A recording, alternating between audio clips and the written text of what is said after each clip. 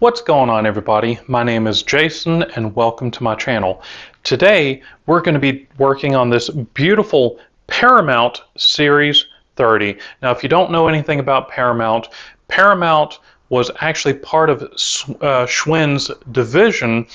Schwinn was founded in the late 1800s, and Paramount was started in 1938, and they ran all the way up until the mid 90s.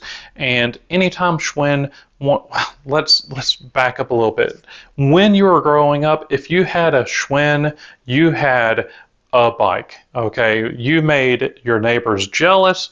Schwinn was considered to be the top of the line bike back in the day. Well, there was a little known fact to most people that Paramount was actually Schwinn's top tier line. Anytime Schwinn wanted something that was, top of the line, they actually went to their Paramount division and actually had those bikes designed and manufactured with the Paramount name. And right here in really small you can actually see Schwinn quality. It should say Paramount quality because Paramount was Schwinn's top tier line.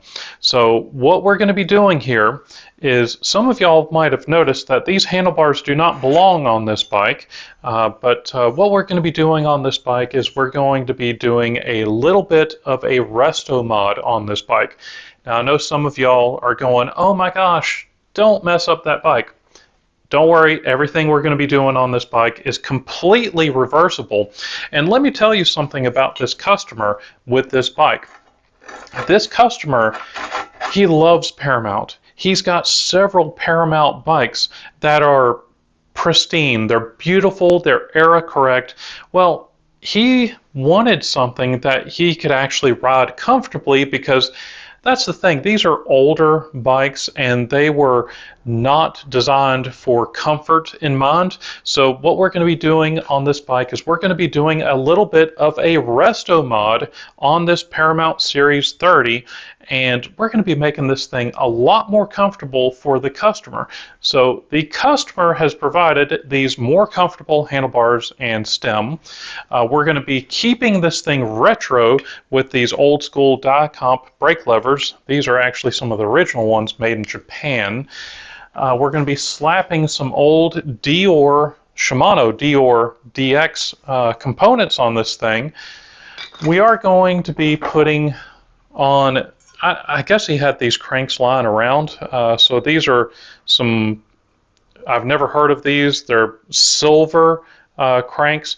I'm sure these are just something that he got off of Amazon or something like that. They actually don't look too bad, but we'll find out. But I have a feeling that this is going to be just fine, because we're going to be topping this off with just some plain cheap friction shifters on here, which it would have been cool if we could have found some like Shimano indexed thumb shifters, but this is what he provided. This is what we're going to be putting on this bike. So why don't you join me and let's see if we can bring this bike a little bit closer to the 21st century as far as comfort goes. We're not putting suspension on this. We really want to keep the retro vibe going with this bike. So why don't you join me and let's go ahead and get this thing put together, and let's see if we can take it out for a test ride and see how good this bike rides. Let's go. We're going to be going ahead and removing the bottom bracket cups here. I'm not a big fan of this design because it loves to slip. So let's see if we can break it free. Nope, it's slipping. All right, so sorry about that if y'all are wearing headphones. So what we're going to be doing is we're going to be putting, let's see. Nope, that's not going to fit too good. We need to put something to kind of keep this tool from slipping, so I'm just putting kind of random junk on here. Yeah, that'll work. And let's see. We're going to be putting this nut on there.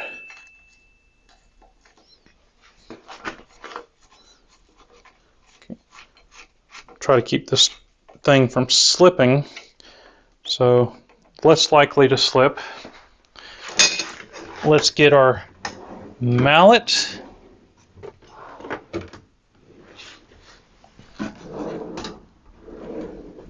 I need a rubber mallet. Where's it? Oh, there's one.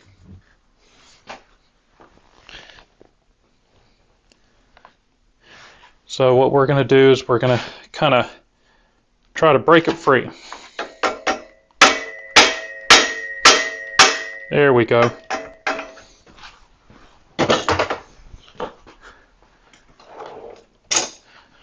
I learned that trick a long time ago. I think I learned that from one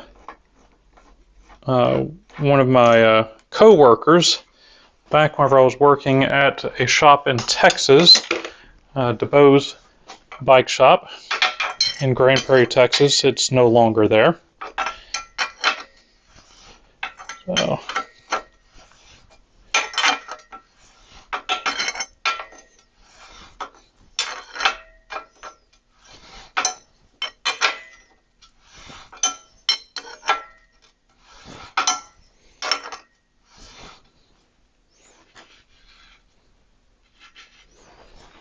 you want to be careful because there's metal slivers here. You don't want to hurt yourself. So we can go ahead and pull that out.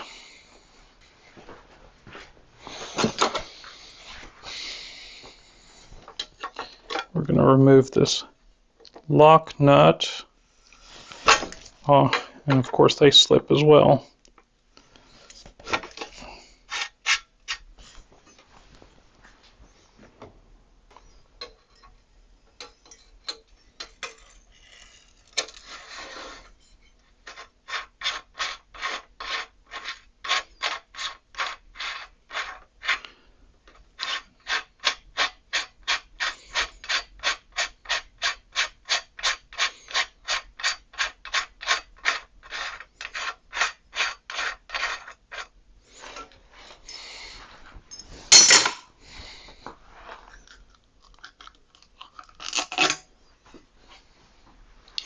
Grease looks good. There's no need to clean this out because the grease is in great shape and overall it's clean. There's no dirt in there, so that's good.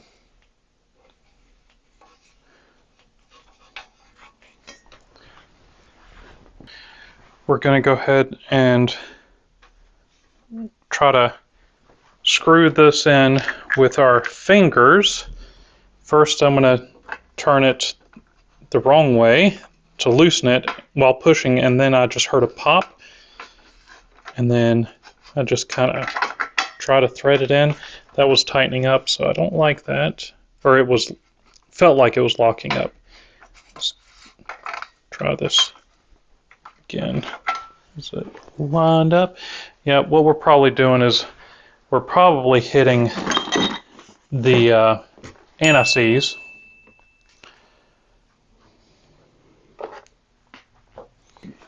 This should thread in easily without binding up too much. This is an old tool. It likes to slip. So it is threading in pretty easily. I can tell it's just the thread locker on there.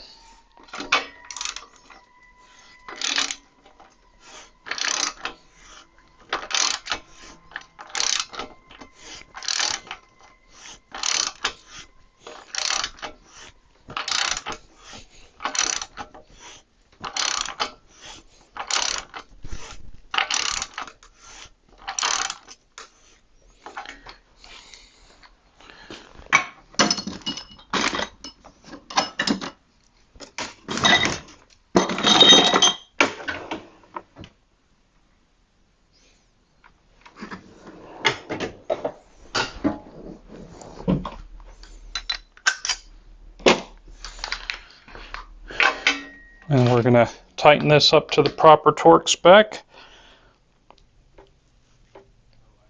And then I like to hold it. And then I back off. Well, I don't back off. I'll go ahead and let it go. And then we're going to go ahead and finish threading in the non-drive side.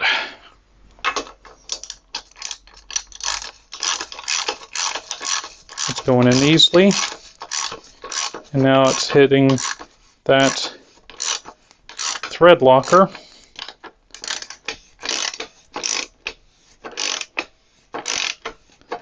Come on. Okay.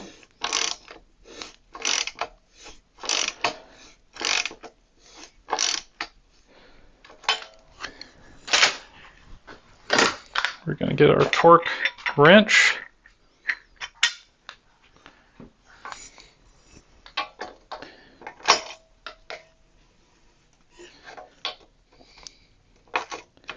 Let's go ahead and snug this down, hold it for a couple of seconds after it's stopped, and then we're good. Make sure there's no grease on the spindle. This is supposed to be a dry fit. Clean off some of the mess, but of course be careful because there could be some metal that you don't want to pick up.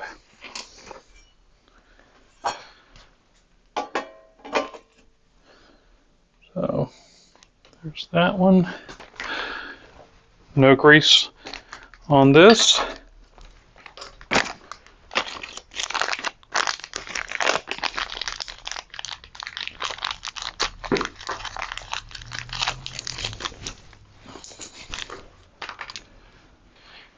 And we're going to be using a little bit of blue Loctite on the threads. Let's find one that actually works.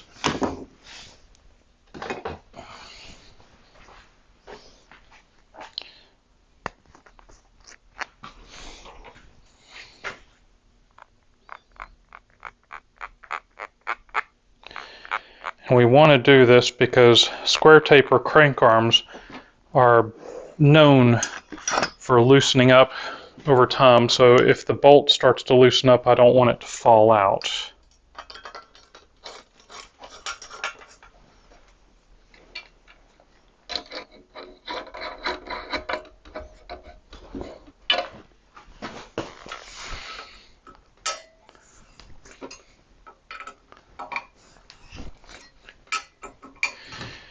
And I just tighten this snugly, and then I take it out for a test ride and I tighten it again, and then I'm going to hit it with a torque wrench to make sure it's at the proper torque after we've ridden it a couple of times.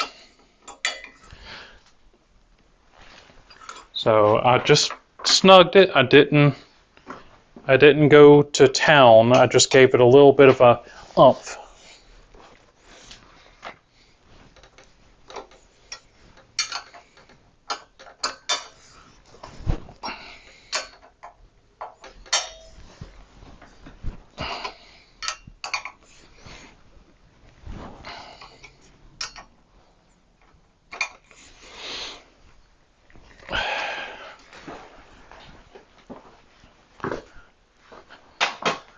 All right, let's go ahead and grease the stem here on the handlebars.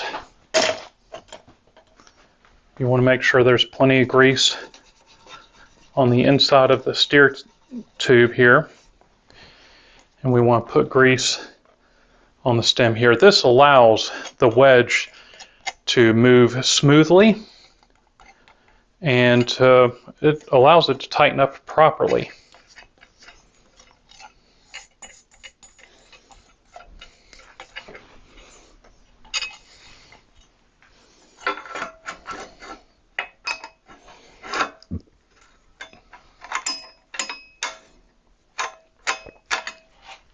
That doesn't seem like it's a metric tool.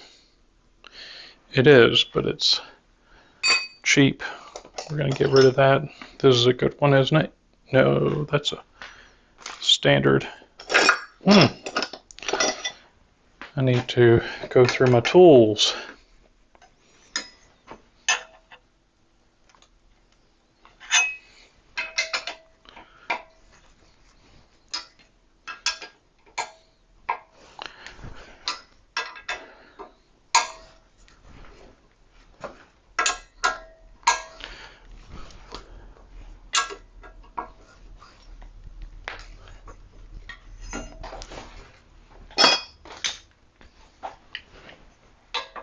Left brake lever.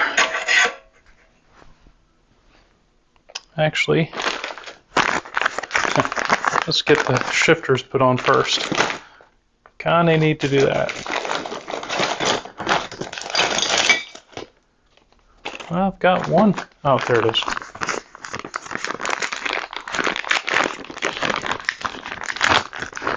Now, there should be a left and a right, even if it's friction, but sometimes on these friction shifters, especially the cheaper ones, they just use the same shifter. So you'll have one kind of pointing a little bit one way and another one pointing a little bit the other way.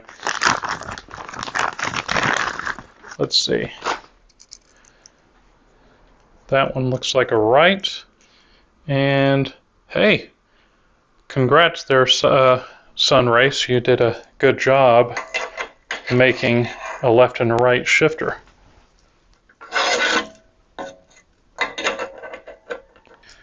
This one's been a little bit damaged, so I'm having to help it a little bit.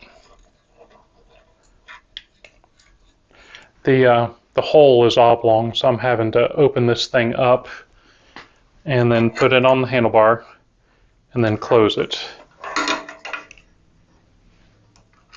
I don't like doing this that much because if you do it too many times, then it'll break. But it's a brand new shifter, so we don't have to worry about that. Okay, so we've got a left brake lever. Let's put the right brake lever on.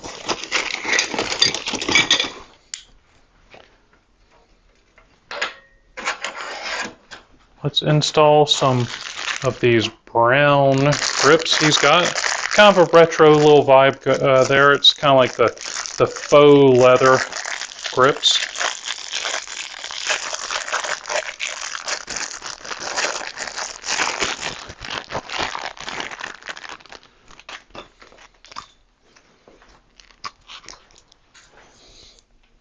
I would like some of my hairspray. If I don't have hairspray, I can use Windex. Misplaced my hairspray, so Windex will have to do. I prefer the hairspray because it dries quicker, but Windex will do just fine for these grips.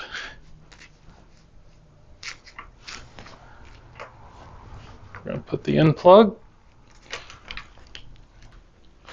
Okay.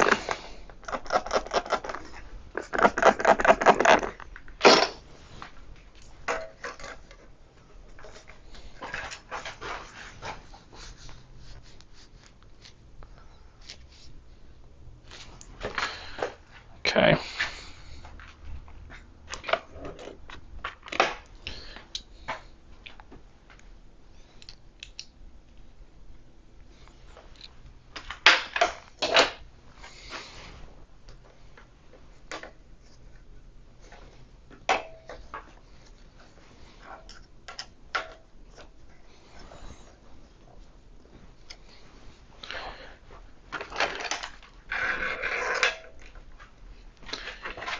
Now I'm just eyeballing where the shifters are supposed to be.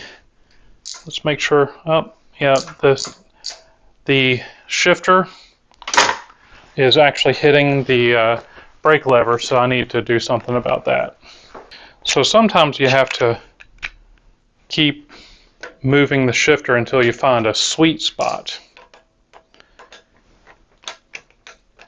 So I'm going to go ahead and move this in. I'm going to move the shifter lever out, and I'm going to move it in as far as I can until it's just about to hit the brake lever. And then Okay, it's hitting it a little bit there. I need to back it off a little bit more. There we go. All right. So I see where that one is. We're going to do the same thing over here.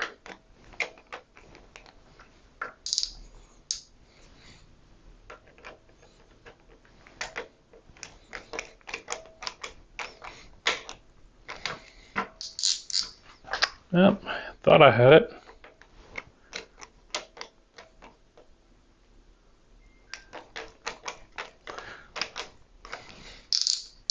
Okay.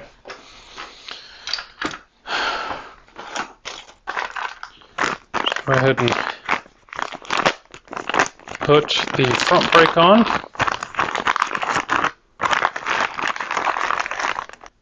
Let's make sure we've got some fresh grease on these.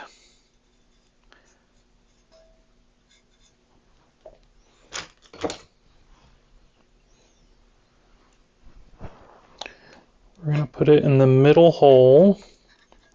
See, there's 3 holes here for the spring to go. So we're going to go in the middle.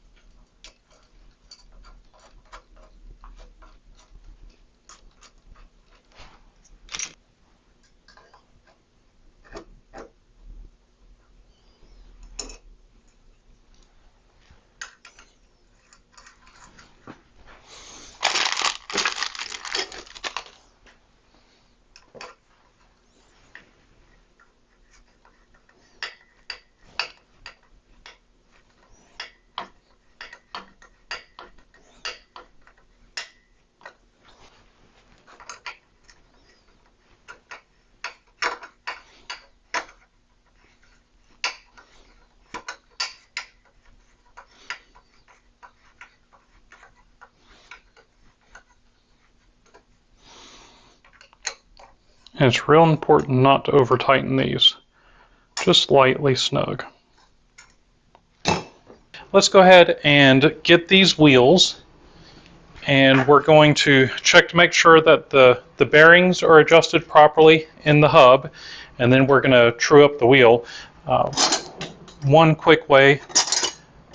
Now these are brand new wheels, and we want to feel a little bit of resistance on the bearings, but if they're adjusted properly, locked into place, then if we get 2 17mm wrenches on this wheel, other wheels might be different, and we just want to give it a little bit of a test, these outer nuts shouldn't turn, so this one feels pretty good. Let's check the front one.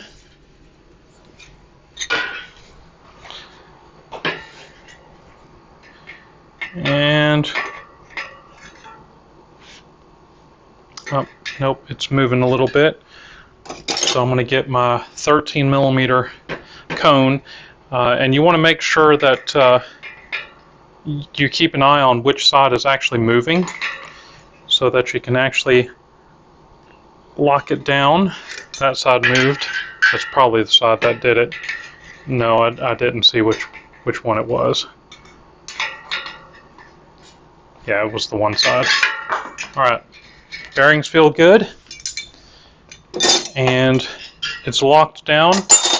Let's go ahead and make sure that these wheels are straight. Now, I always like to get a little bit of this Triflow and put a little bit of Triflow on the spoke where it meets the nipple and where the nipple meets the rim, and that way it helps prolong the life of the wheel because it keeps it from corroding there.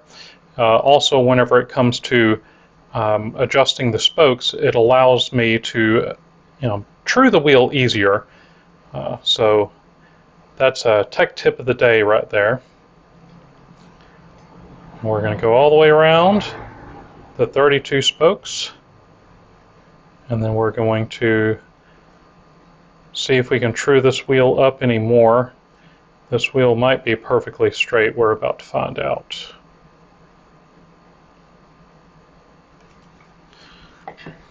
Okay. It's a little out. It's not too bad. In fact, that's actually pretty good. So, spoke is a little too, or wheel is too close to the, we'll say the drive side. So make a small adjustment.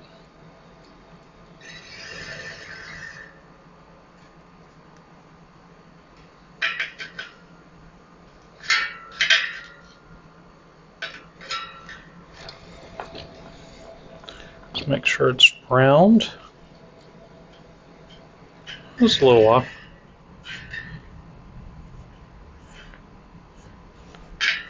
Well, this is going to be an easy wheel.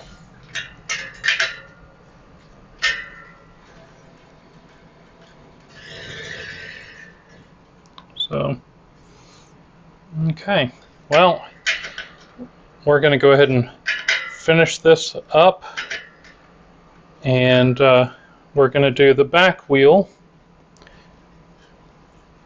and we're going to go to the next step.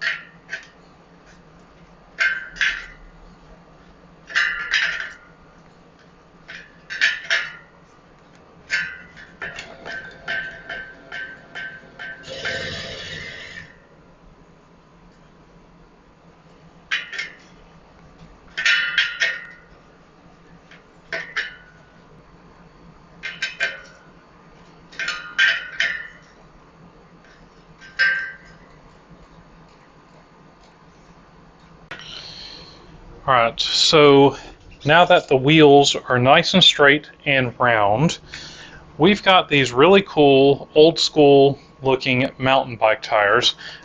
These are actually the CST city tires, but they resemble old school original mountain bike tires.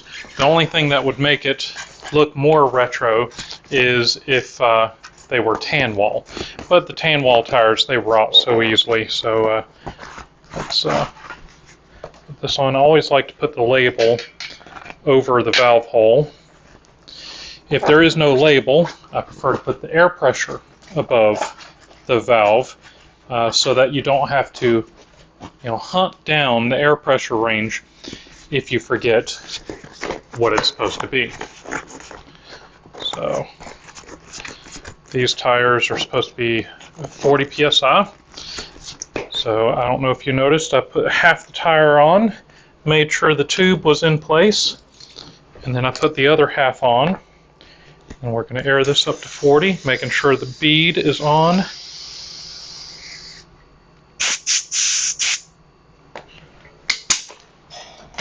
(40 psi).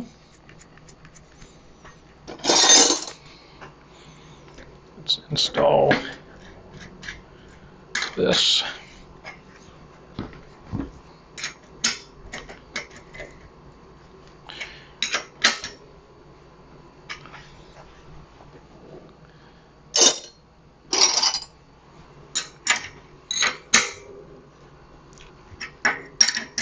I normally don't use 2 wrenches, but I'll be darned if this axle just kept on spinning. Alright, that's the rear wheel. Let's grab the front wheel. Let's see, check the label on the hub. I like to match them. Those are some of the little touches that, in my opinion, make the difference between make the difference between bike shops, is the attention to detail.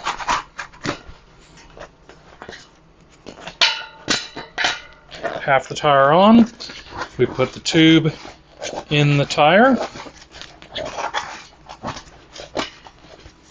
and then put the other half of the tire on, starting at the valve, and then all the way around. If it starts getting tight, you can kind of push the bead towards the center of the rim, which is the lowest part.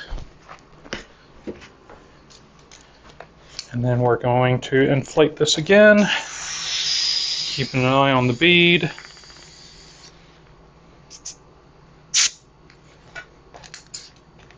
Up to 40.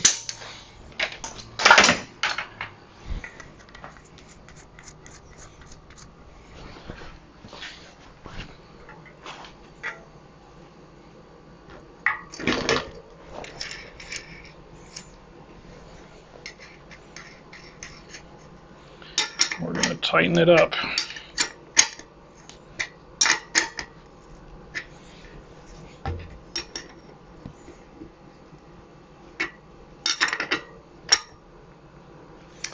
This axle's wanting to turn too.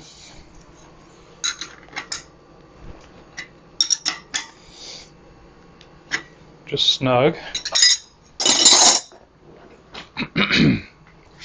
Okay. Rear derailleur. Let's go ahead and install this rear derailleur.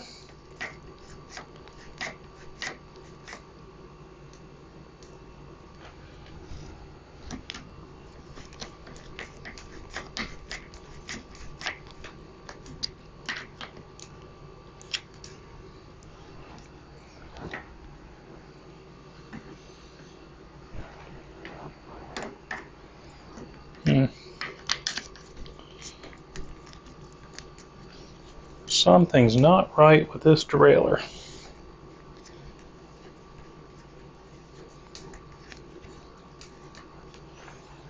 Is the spring not working?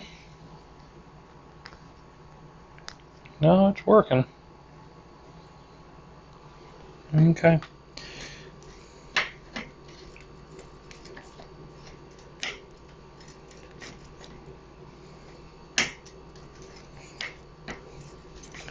We might need a new derailleur. This one is damaged.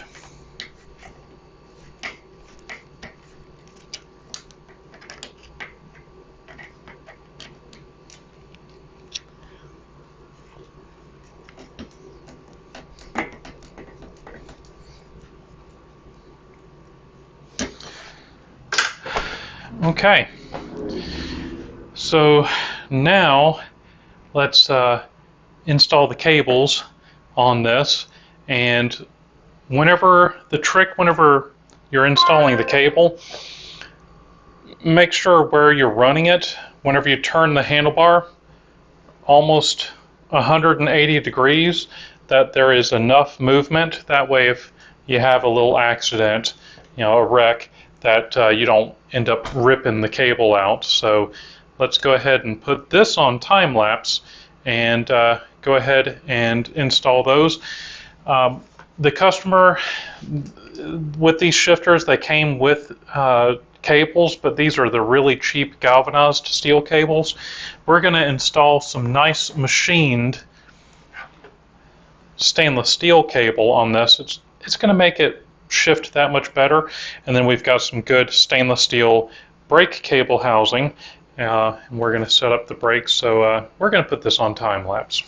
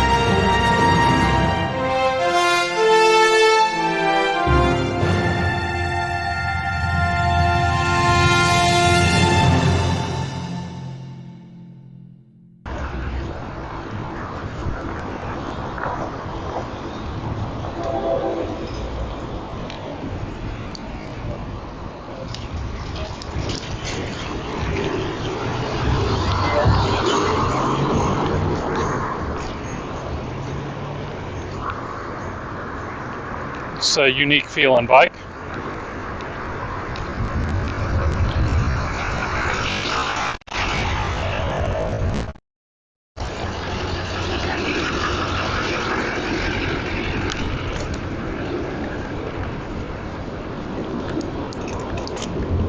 Gear shift good.